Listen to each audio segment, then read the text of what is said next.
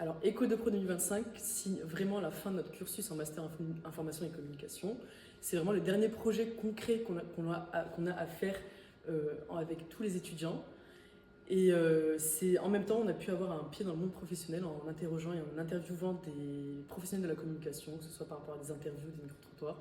Donc c'est vraiment la fermeture et la fin de notre cursus universitaire. L'Orco 2025, c'est un peu l'aboutissement de toutes nos études en master information communication. C'est le gros projet sur lequel on travaille, qu'on parle aussi depuis qu'on est en début de master, et c'est un peu un aboutissement parce qu'on va remobiliser pas mal de notions qu'on a pu voir tout au long du master, et aussi pour de nombreuses personnes dans le projet Orco, c'est un petit peu le premier pied dans un événement assez important.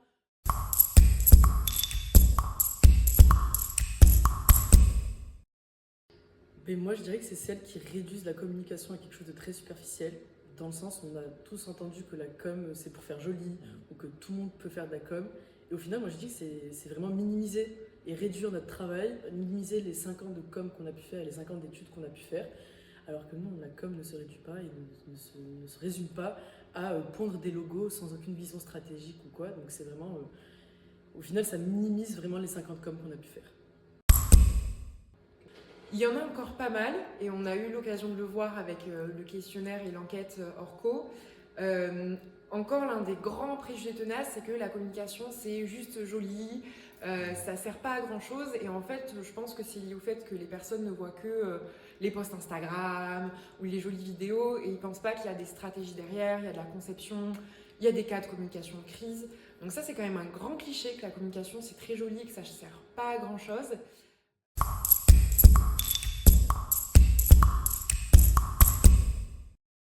Mais moi, je dirais qu'Eco-de-Pro n'amplifie pas ou ne prolonge pas l'événement Orco, étant donné que les deux sont complémentaires à mon sens.